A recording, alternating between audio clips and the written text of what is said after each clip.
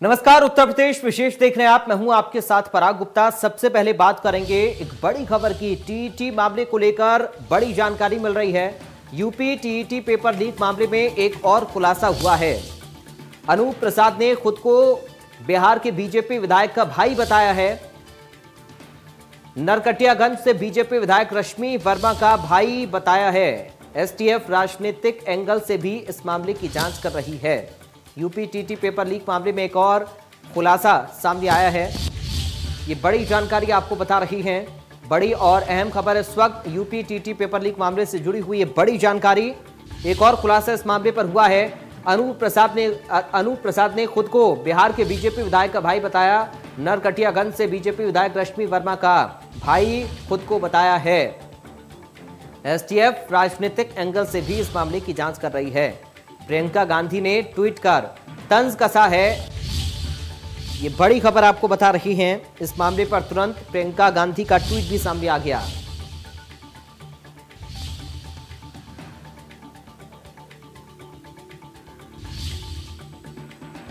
अनूप प्रसाद ने खुद को बिहार के बीजेपी विधायक का भाई बताया है। नरकटियागंज से बीजेपी विधायक रश्मि वर्मा का खुद को भाई बताया है। राय अनूप प्रसाद ने एसटीएफ राजनीतिक एंगल से भी इस मामले की जांच कर रही है और इस मामले को लेकर प्रियंका गांधी ने ट्वीट कर तंज भी कसा है।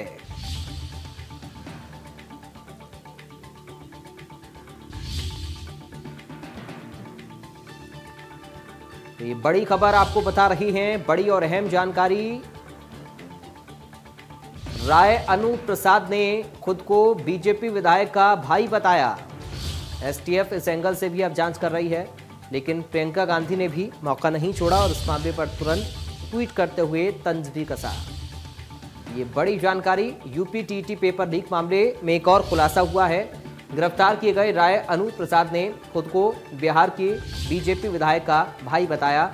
नरकटियागंज से बीजेपी विधायक रश्मि वर्मा का भाई अनूप प्रसाद ने खुद को बताया है और एसटीएफ अब राजनीतिक एंगल से भी इस मामले की जांच कर रही है और प्रियंका गांधी ने भी ट्वीट किया है। इस मामले पर तंज कसा है प्रियंका गांधी ने।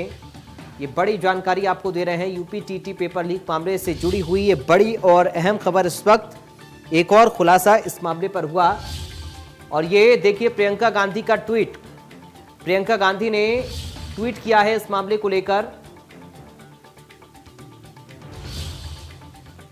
प्रियंका गांधी ने अपने ट्वीट पर लिखा है, यूपी टीटी पेपर आउट घोटाले के मामले से जुड़ी जो खबर सामने आ रही है, इसका मास्टरमाइंड बीजेपी विधायक का भाई है और मुख्यमंत्री योगी आदित्यनाथ को टैग करते हुए उन्होंने लिखा है, सभी बातों को, सख्ती को, पारदर्शी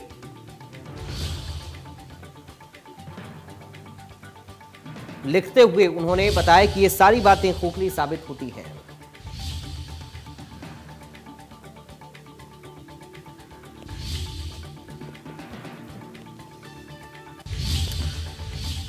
और अब एक और बड़ी खबर की बात करेंगे। रोहतास बिल्डर के ठिकानों पर सीबीआई की छापेमारी को लेकर यह बड़ी खबर मिल रही है। रोहतास बिल्डर के ठिकानों पर सीबीआई की छापेमारी हुई है।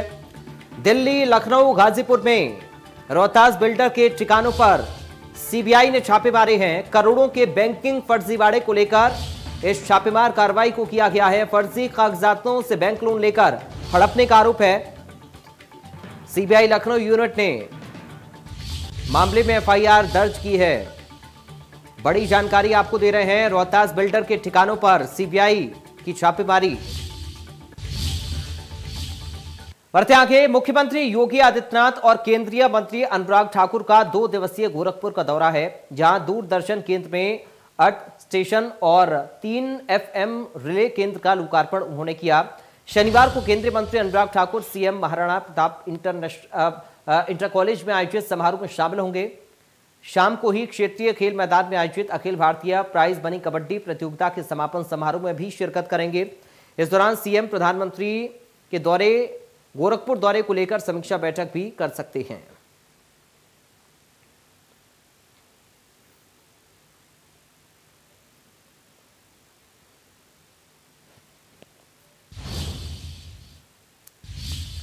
उप मुख्यमंत्री केशव प्रसाद मौर्य प्रयागराज के तेज बहादुर सप्रो हॉस्पिटल बेली पहुंचे, जहां उन्होंने स्वर्गीय चौधरी चुन्नी लाल जी की 22वीं पुण्यतिथि पर आयोजित श्रद्धांजलि सभा में शिरकत की। इस दौरान डिप्टी सीएम ने श्रद्धांजलि सभा में पुष्पांजलि अर्पित कर नमन किया और उन्हें आत्मिक श्रद्धांजलि अर्पित की। इस दौरान केशव प्रसाद मौर्य ने कहा कि चौधरी चुन्नी लाल संघर्ष और सेवा की मिसाल थे। उन्होंने अपना सारा जीवन दूसरों की सेवा और उनकी समस्याओं को निदान करते हुए समर्पित कर दिया। वो एक सच्चे समाज सेवक और समता मूलक समाज के संवाहक थे। इस बीच केशव प्रसाद मौर्य ने समाजसेवी राम सूचित मौर्य के आवास ग्राम राघवापुर पहुंचकर उनके स्वास्थ्य का हालचाल जाना और ईश्वर से शीघ्र स्वास्थ्य लाभ की कामना की।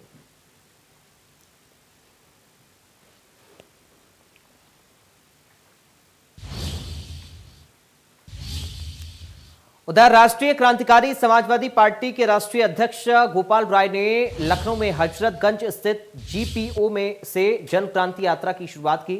इस यात्रा को 16 जनवरी तक पूरे प्रदेश में ले जाया जाएगा। यात्रा के माध्यम से लोगों को बताया जाएगा कि उत्तर प्रदेश के मुख्यमंत्री बनने के बाद क्या कुछ फायदे हुए। उन्होंने कहा कि अपराधी डर से कांप रहे हैं, भ्रष्ट अधिकारियों पर कार्रवाई हो रही है, पीड़ितों को न्याय मिल रहा है। गोपाल राय ने कहा कि बहुमत से मुख्यमंत्री को जिताने के लिए अपनी जन क्रांति यात्रा को गांव-गांव, शहर-शहर लेकर जाएंगे।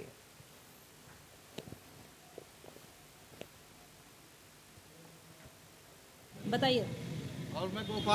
हम लोग आज जन क्रांति यात्रा लेकर के 16 जनवरी तक हम लोग पूरे प्रदेश व्यापी जन क्रांति आंदोलन चलाएंगे। इस आंदोलन के माध्यम से हम जनता को बताएंगे कि मुख्यमंत्री योगी आदित्यनाथ के मुख्यमंत्री बनने के पश्चात क्या फायदा हुआ। फायदा ये हुआ कि अपराधी थर थर कांप रहे हैं और वास्तव में जो जितने भ्रष्ट अधिकारी हैं उनके ऊपर गाज गिर रही है। और सबसे बड़ी चीज़ ये है कि पीड़ितों को तत्काल न्याय मिल रहा है और आने वाले समय में मुख्यमंत्री को प्रचंड बहुमत से हम लोग जिताने के लिए अपनी जन क्रांति यात्रा को लेकर के गांव-गांव, शहर-शहर जाकर के हमारी टीम के जो अन्य पदाधिकारी हैं उसके लिए उनके किए गए कार्यों को अवगत कराएंगे। कांग्रेस महासचिव प्रियंका गांधी 2022 विधानसभा चुनाव के लिए कांग्रेस को राजनीतिक केंद्र पर लाने के लिए जद्दोजहद कर रही हैं, लेकिन उनके सामने सबसे बड़ी चुनौती पार्टी की गढ़ रायबरेली और अमेठी को बचाने की भी है। अमेठी और रायबरेली की 10 विधानसभा सीटों में से 6 पहले से ही बीजेपी के पास हैं।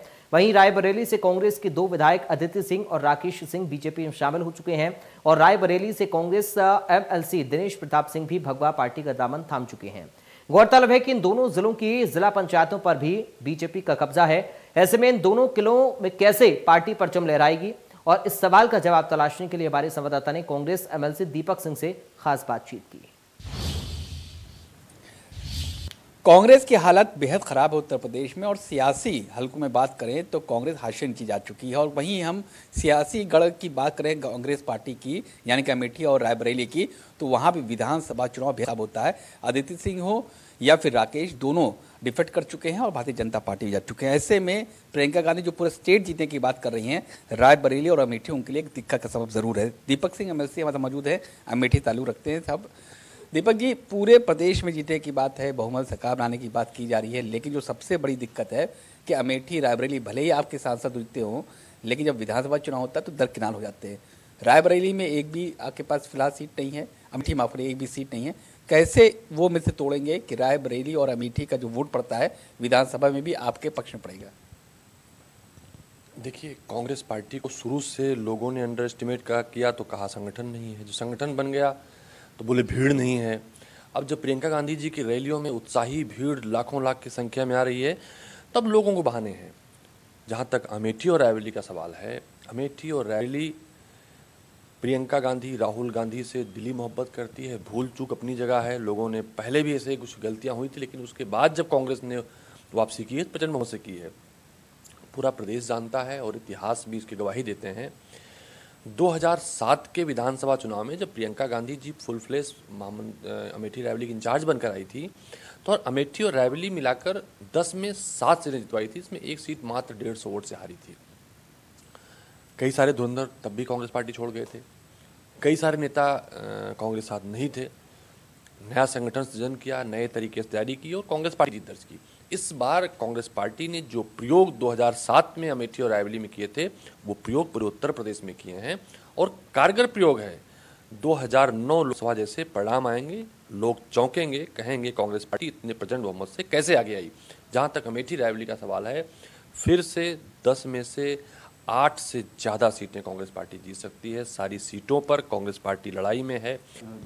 तो अब देखना यह है कि भूल सुधारेगी, और दीपक सिंह का साफ तौर पे ये कहना है कि अमेठी या रायबरेली एक इमोशनल बॉन्ड ज़रूर है गांधी परिवार के साथ। तो देखना यह है कि वो इमोशनल बॉन्ड इस विधानसभा चुनाव में कितना काम आता है, और क्या विधानसभा की जो सीटें हैं अमेठी और रायबरेली की, उसमें कितनी सीटें कांग्रेस के पास आ पाती है, देखने वाली बात होगी। क्योंकि पूरे प्रदेश की बागडोर है प्रियंका गांधी के हाथ में, और अमेठी रायबरेली की वजह से सबसे ज़्यादा निगाह वहीं पर है प्रियंका गांधी के प्रदर्शन पर, कि क्या अमेठी और रायबरेली में प्रियंका गांधी कुछ कर पाएंगी या नहीं कर पाएंगी, ये तो वक्त ही बताएगा।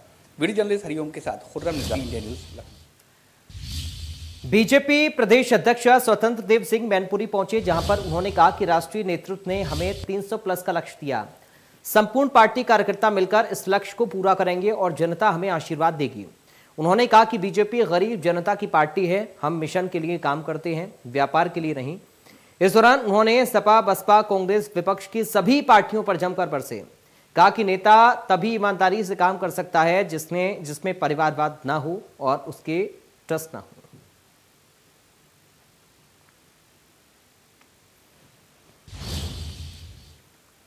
मथुरा में तनावपूर्ण माहौल बनाने की कोशिश करने वालों को मथुरा के डीएम ने संदेश दिया है। उन्होंने कहा कि आज शाही ईदगाह पर मुस्लिम समाज के लोगों को नमाज के लिए कोई रोक टोक नहीं होगी। पुलिस बल के जवान आईडी कार्ड जांचने के बाद ही शाही ईदगाह तक जाने दे रहे हैं। धारा 144 के बीच मथुरा पुलिस प्रशासन का शानदार ये संदेश है, जिसके कारण मथुरा में कोई असामाजिक तत्व, कोई उत्पात नहीं मचा सकता है।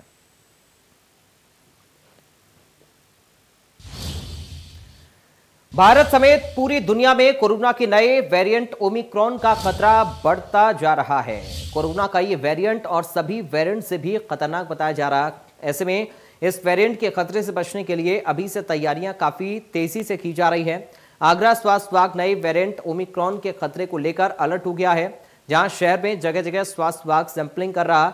आगरा कैंट रेलवे स्टेशन पर आने और जाने वाले यात्रियों की स्कैनिंग हो रही, लक्षण मिलने पर टेस्ट भी किया जा रहा है।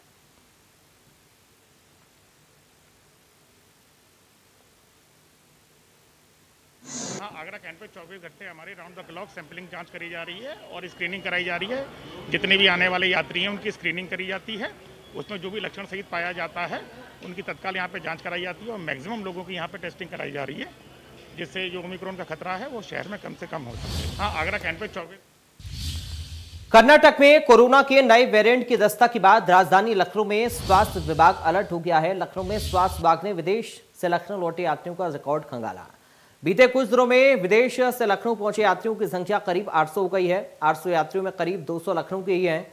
200 लोगों में से आधे लोगों से स्वास्थ्य विभाग नहीं संपर्क कर पा रहा। मोबाइल बंद और फोन न उठाने से स्वास्थ्य विभाग की चिंता बढ़ गई है। इस दौरान कई जिलों से लखनऊ एयरपोर्ट पहुंचे यात्रियों का रिकॉर्ड संबंधित जिले के डीएम और सीएमओ को भेजने का कार्य जारी है।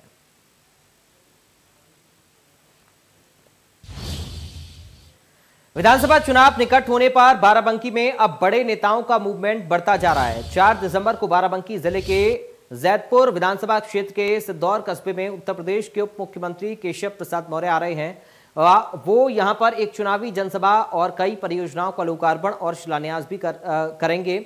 साथ ही बीजेपी पदाधिकारियों की बैठक कर जिले की विधानसभा सीटों की जमीनी हकीकत को परखेंगे।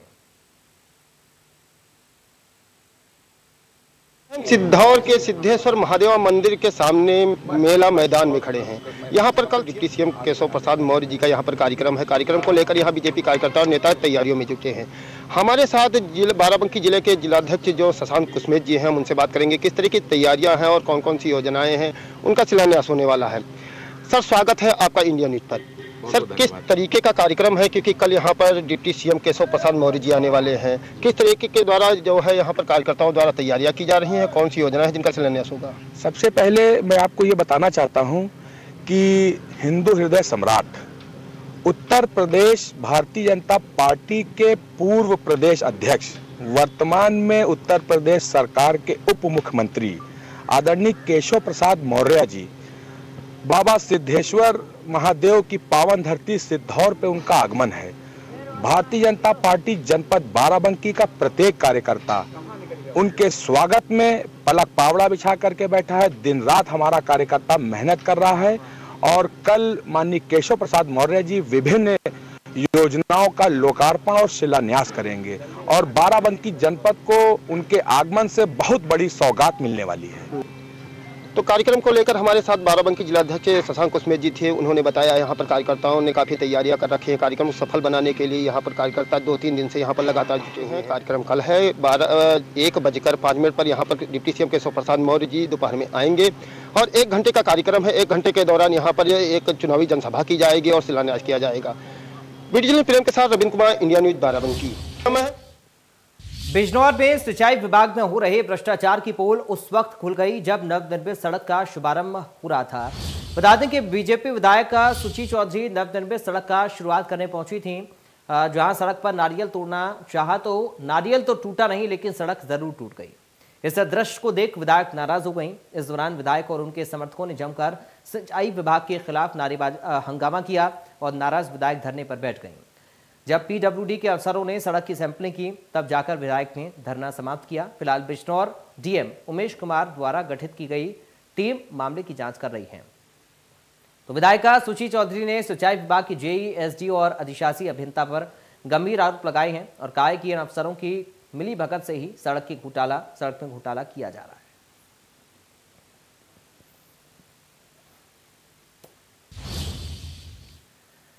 जल शक्ति मंत्री महेंद्र सिंह ने प्रधानमंत्री के बलरामपुर दौरे की तैयारियों में बहराइच के अधिकारियों से बैठक करने पहुंचे, जहां उन्होंने अखिलेश यादव पर पलटवार करते हुए लफाज बताया। अखिलेश यादव ने बीजेपी पर आरोप लगाए थे, बीजेपी सरकार फेंकू ही नहीं बल्कि बेचू सरकार भी है।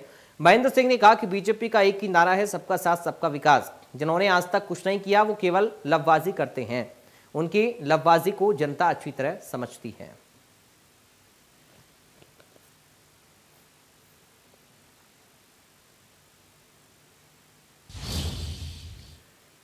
तो फिलहाल इन तमाम खबरों के साथ इस बुलेटिन से मुझे दीजिए इजाजत। आप देखते रहिए इंडिया।